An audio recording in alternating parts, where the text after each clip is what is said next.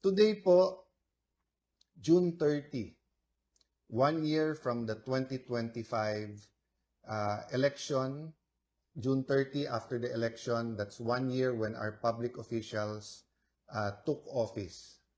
And of course, 4 years since 2022 presidential, national, and local elections.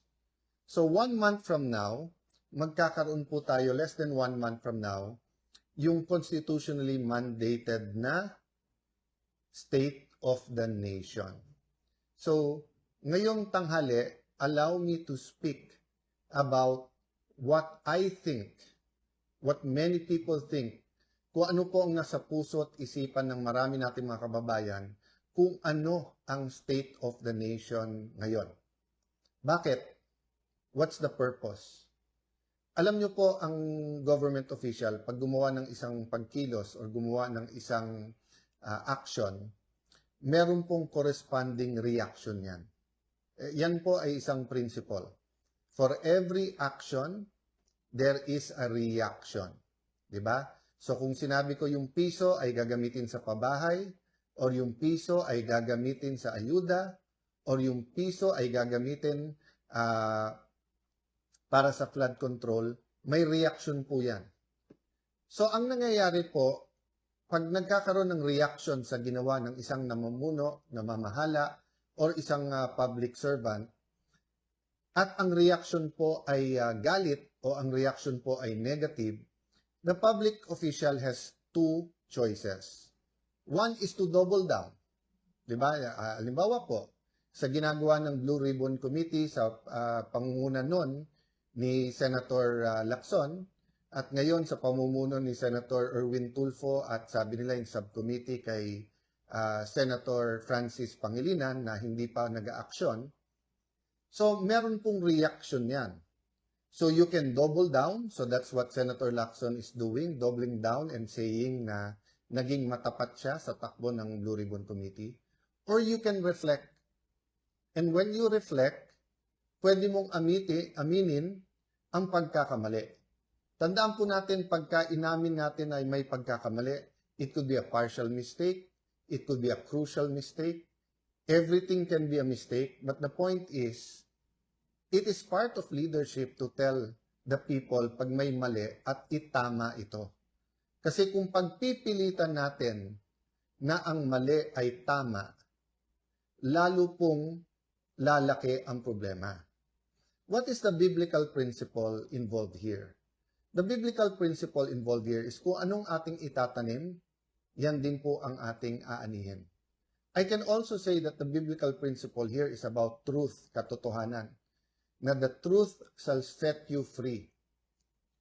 Alam naman po natin sa Bible ang context po nun, ang katotohanan ng Panginoon Jesucristo at yung freedom from sin.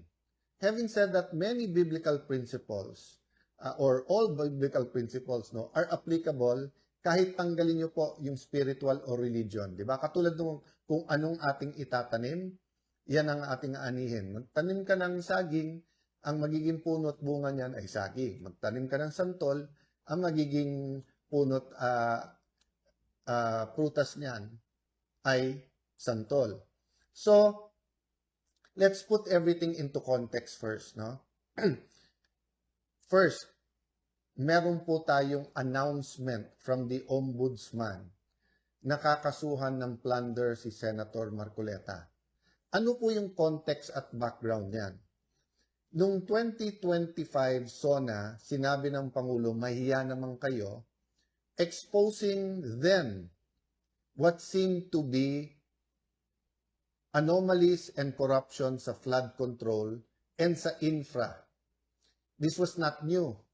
Many senators in the 2023 to 24 budget, yung inyong lingkod po sa 2022 pa lang, discussion of the 2023 budget, tinanong na po natin bakit 1/3 bigla ng budget ay flood control at bakit 1/3 ay maintenance. So ang ating iniimbestigahan pa lang po mga kababayan, flood control pa lang ha. Sa maintenance, napakarami pa ho dyan and 1/3 ulit ng budget yan. So kung trillion na po sa pinagsama after 3 to 4 years ang budget sa flood control, ang budget din po sa maintenance ay 3 to 4 years ay 1 trilyon na rin. At isang departamento pa lang yan. Hindi pa natin pinag-uusapan ang BIR, customs, bago pong pamamahala nila. So I'm referring to before 2025. Ganon din po sa iba pa hong ahensya, sa DA, sa DOH po, no? Wag na po yung corruption na nababalita, yun na lang pong hindi makadeliver ng mga bakuna at mga gamot na dapat bilhin at panay excuses ang ating inaabot. So, kasabay po ng ating State of the Nation, ngayon 2026 is the 40th anniversary of the EDSA Revolution. So, you cannot help it, but people like me, ako personally, I was at EDSA. My father was one of the first, di ba, dun sa assemblyman, kasama po si dating assemblyman, naging Congressman Goles, na nasa EDSA. And some were in the Marcos side, some were in the Cory Aquino side. But the point is, 40 years later, that's one generation. Biblically, that's one cycle, 40 years. Ano nangyari dyan sa generation na yan? Sa Monday po, July 6, mag-uumpisa ang impeachment trial. That's an issue by itself, whether it will be impartial, may ginagawa ba ang administrasyon na to, may kilalaman ba nito? Ang May 11 at May 13 na kaganapan sa Senado, May 11, pag-deploy ng mga NBI para hindi po makaboto si Senator Bato. May 13, yung mga armado, naka-full battle gear na mga taga-NBI na pumasok sa Senado, hindi lang sa GSIS. Patuloy din po ang conflict sa Middle East. Sabi may deal na, tapos wala. Kahapon may deal na ulit. At of course, we're all praying na magkaroon ng tunay na kapayapaan, tunay na peace, na magkaroon ng agreement. But habang bumabalik-balik ang sitwasyon, patuloy pa rin ho ang taas ng presyo ng gasolina, patuloy pa rin po ang disruption, hindi lang po sa natural gas, hindi lang sa oil and gas, pero pati ho, for example, sa fertilizer.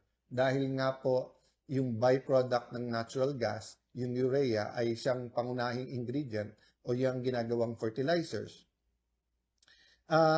Today, nag-file din po ang ating mga abogado ng isang manifestation sa Supreme Court na nire-reiterate po ang final natin na hinihingi na magdesisyon ang Supreme Court sa ginawang alleged rump session ng 12 mga kasamahan natin sa Senado noong June 3. Maraming implikasyon to. Isang implikasyon po nito, yung Blue Ribbon hearing na ginawa ng susunod na araw na sinasabi po ni Senator Lacson, ni Senator Erwin Tulfo, ng administrasyon na yun po ay hindi tunay na Blue Ribbon hearing.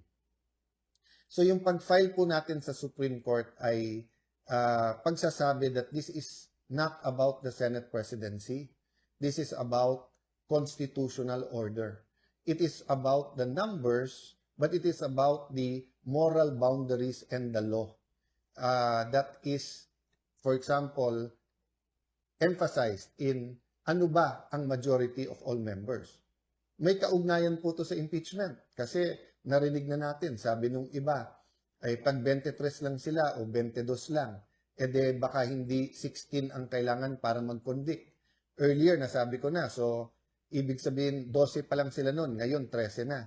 So ibig po ba sabihin kapag 6 ang natanggal na senador or kinulong, 12 pwede nang i-convict ang kahit sinong impeachable na officer. So, kasama din po sa balita ay kahapon yung announcement ng opisina ng kagalang-galang na ombudsman, nakakasuhan ng non-bailable na kaso si Senator Dante Marcoleta. Non-bailable po ibig sabihin sususpindin siya, makukulong hanggang matapos yung kaso. Ibig sabihin hindi siya makakalaho sa Blue Ribbon man, sa Blue Ribbon Committee man, sa session or sa impeachment proceeding. So that's the importance of our petition in the Supreme Court. I will talk more of that in the coming days, but I think more urgent is that we talk about the protest yesterday and the ongoing protest ngayon sa EDSA. Unang-una, Ano ba pinaglalaban natin? Nalilito na po yung iba kasi may mga ganon, pro-admin, meron pong laban dapat pero naging Marcos na rin, meron tunay na lumalaban, meron pong sinasabi Duterte, meron pong prayer rallies. So lahat na po ng klaseng sign nandyan.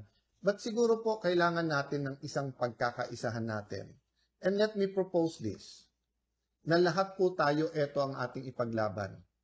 We, the sovereign Filipino people, imploring the aid of Almighty God in order to build a just and humane society and establish a government that shall embody our ideals and aspirations, promote the common good, conserve and develop our patrimony, and secure to ourselves and our posterity the blessings of independence and democracy under the rule of law and a regime of truth, justice, freedom, love, equality, and peace.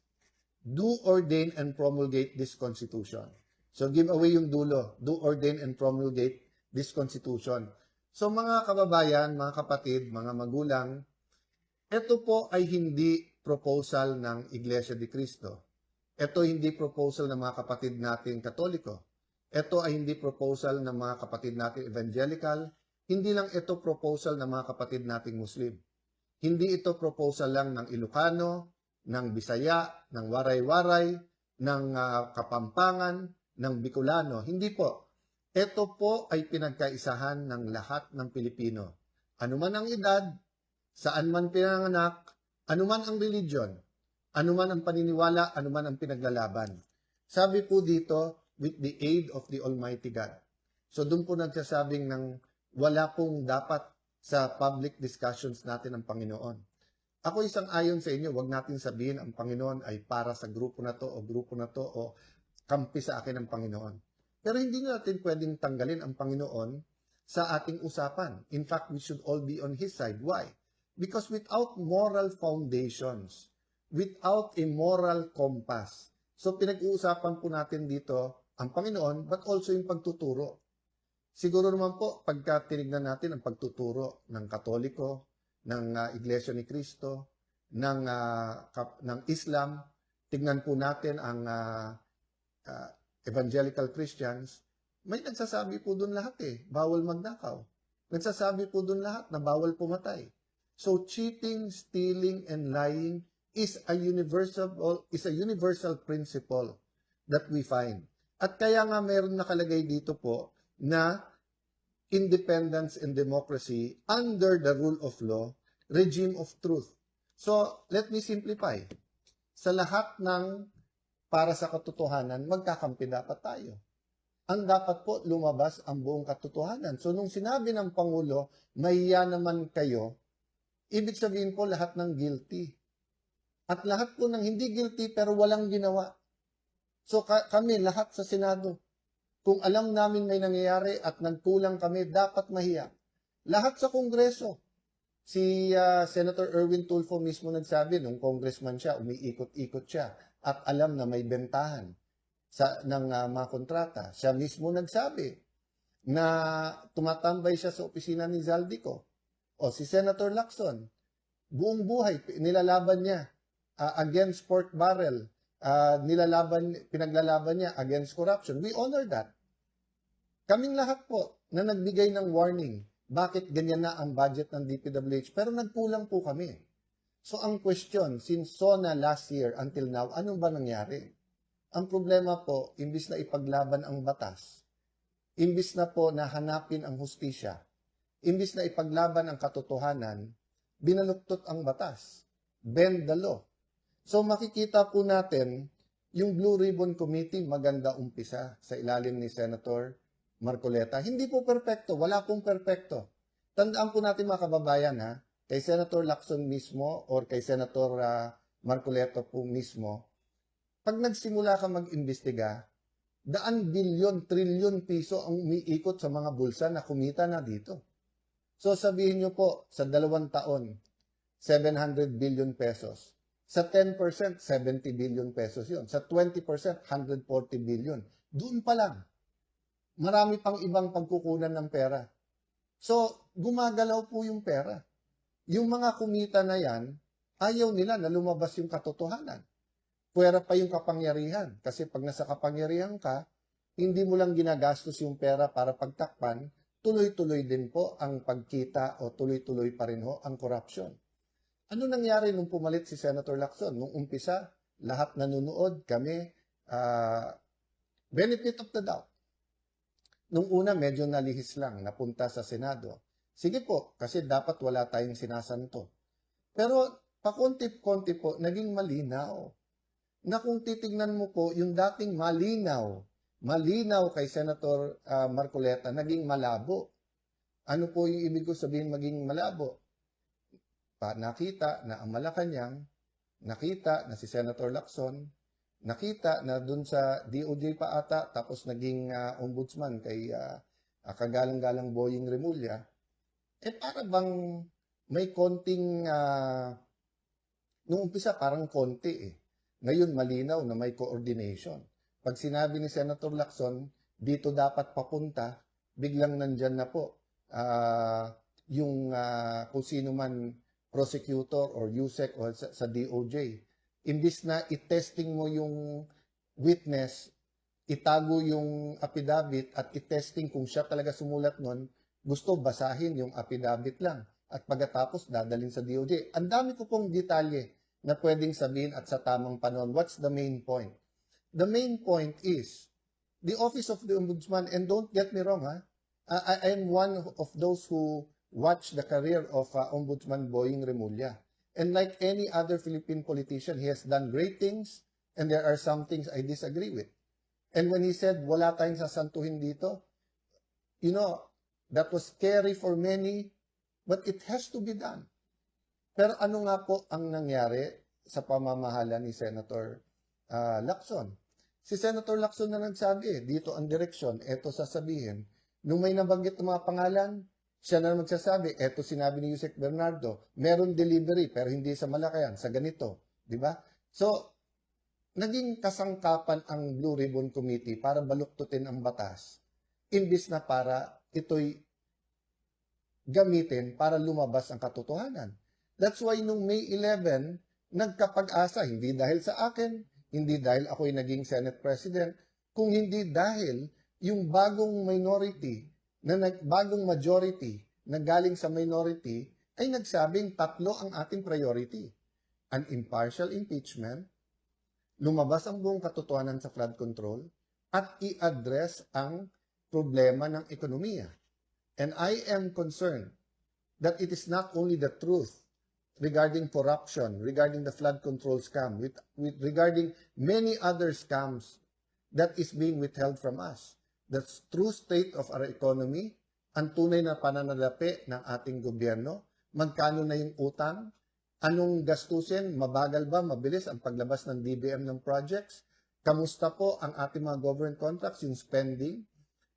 Maraming businessman ang nagsasabi, 20-30% na ang baba ng kanilang sales or ng income or ng tama sa kanilang negosyo.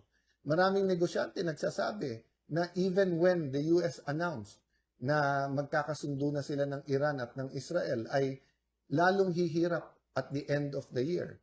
So there is a lack of honesty. But it is more than a lack of honesty. There is cheating, stealing, lying. So today, the government is facing protest. And they can do two things. Double down. Kami tama, ikulong na lang kayong lahat ng makukulit. Tandaan nyo po, hindi ordinaryong kaso to. Hindi na to yung mga cyber libel na makikita nung una. Sabi ko, ba't yung NBI ngayon? Naging Commission on Cyber Libel, yun na lang. And then, pagkatapos, nakita nyo po sa Senado kung anong ginawa. So, nakita na po natin na marami na pong ginawang attack dogs. Maraming institusyon ang tinatamaan na. Kaya napaka-importante ng Korte at ng Supreme Court. Again po we're not against the full application of the law. Lahat ng dapat managot. Pero hindi naman pwede pong medyo aayusin para non-bailable para mabawasan mga senador. Para hindi na pwede mag-participate. Tapos pagkatapos sasabihin, pag kumampi doon, absuelto na. O wala ng kaso, o non-bailable na.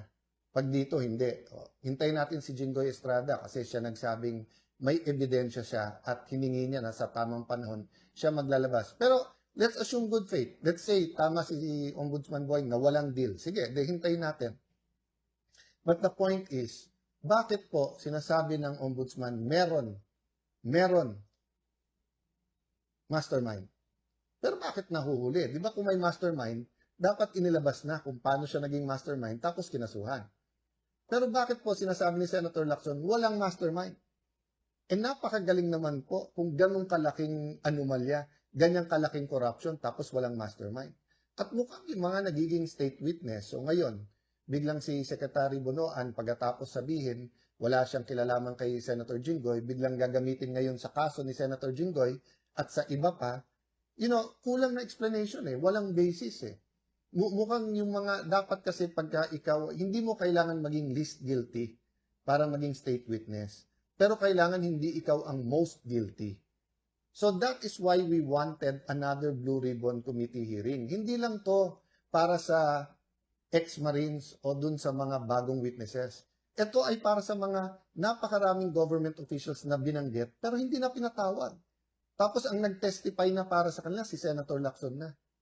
Tapos sasabihin ni Senator Lacson para sa 2028 to. Sino ba po sa amin, sa grupo namin ang nag-iisip ng 2028? Samantalang sa grupo ng majority ngayon, alam naman natin, nag-uunahan, nilo-launch na nga ang pagtatakbo. Sayang, Senator Lacson.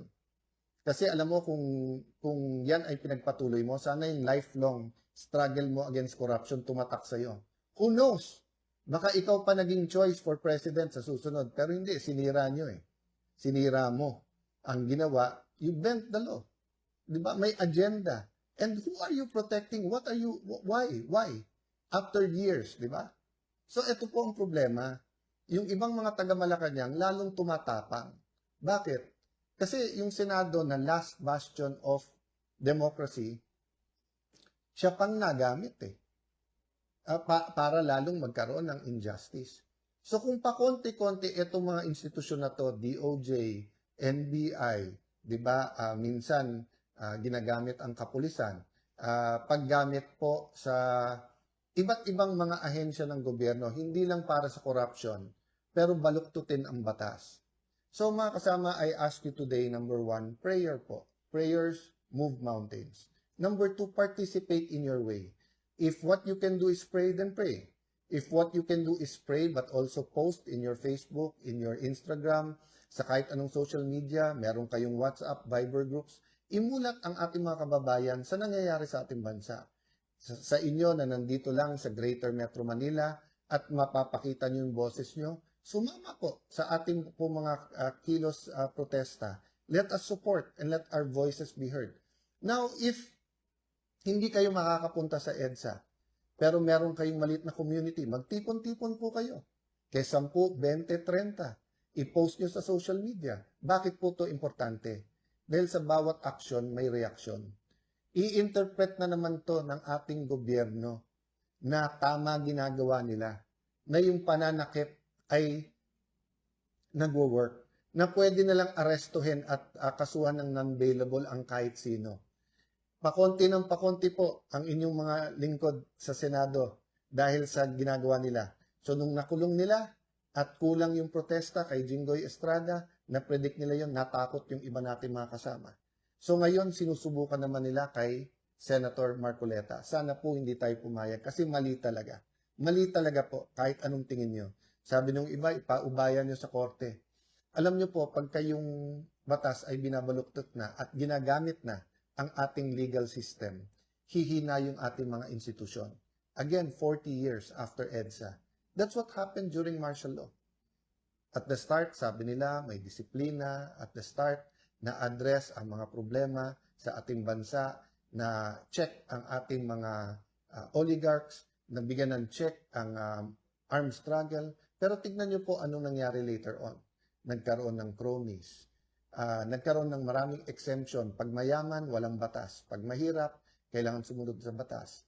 Kaliwat kanan ang human rights violation at pagkukulong. At tapos nangyari, lalong lumaki ang armed struggle. Because pag nagkaroon ng injustice, iba-iba tayo ng takbuhan. Some run to prayer, some run to religion, some run to armed struggle, some run to the streets. That's why ang pakiusap ko sa ating law enforcers, not only maximum tolerance, respect the right for peaceful processes and peaceful protest. Ang hinihingi po natin ay sundin ang Constitution. Kaya ang hinihingi natin ay peaceful protest. Pero napaka-importante po mga kababayan na maramdaman ng gobyernong ito na mali ang kanilang ginagawa. Na hindi tayo parayag na pagtatakpan po ang katotohanan. Injustice. Sabi po nila, we are obstructing justice. Hindi po, we are obstructing injustice. Pag injustice na po, kailangan iharang na natin ang ating mga katawan. Kailangan magsakripisyo na po tayo. Kailangan po handa tayo sa kahit anuman kinakaharap natin. Bakit? Kasi po patapang ng patapang yung mga nagnanakaw. Patapang na patapang po yung cover up. At kita nyo po madalas tahimik na ang aming grupo. Pero tuwing tatahimik, hindi lang bagong issue. Hindi lang yung impeachment na lang, wala nang iba. Parang palalabasin pa nila na yung May 11 hanggang June 16 ay kasalanan ng isang grupo na gusto lang maging malaya ang ating bansa, na gusto ang katotohanan ay lumabas. Bakit wala nang gulo ngayon sa Senado? Kasi happy na po ang Malacanang sa sitwasyon sa Senado. Pero tanong ko po sa inyo mga kababayan, happy ba kayo sa sitwasyon sa ating bansa? Mahirap ang buhay. Kaya walang may gusto po na may mga protesta at may magulo. Pero alam nyo po, ang kaguluhan ay dala ng corruption at kahirapan. Hindi to dala ng mga protesta. So ngayong tanghaling to, mga kababayan, let's all join in prayer, asking God for solutions for our country. But let's put a step to our prayer. So with your permission, may I lead us in a short prayer. Diyos Ama, lumalapit po kami sa inyo. Anuman ang aming religion, anuman po ang aming edad, anuman ang aming estado sa buhay, kami po man ay senior citizen or young people sa ating bansa. Kami po man ay nasa Luzon, Visayas, Mindanao, or all around the world. We surrender everything to you. Kami po ay likha nyo. We're made in your nature and in your image. We know, Lord, that you intended the Philippines to be a powerful nation, to be a rich nation, to be a prosperous nation. You empowered Filipinos with understanding, wisdom, and knowledge. Ngunit katulad po ng isang paso na puno po to ng liquid gold, ay unti-unti itong binutas ng mga dapat pumuprotekta nito para po mapunta ko saan-saan pati sa sariling bulsa. Sometimes there were good intentions. Most of the times there were bad intentions. But we know that there is now a time of reckoning and shaking. So as we pray for mercy for our people and nation, we pray that you spare us from calamities, yan po man ay maging earthquakes o malalakas na bagyo, sa mga sunog, sa mga baha na nangyayari. We do know, Lord God, na sa bawat aksyon may reaksyon.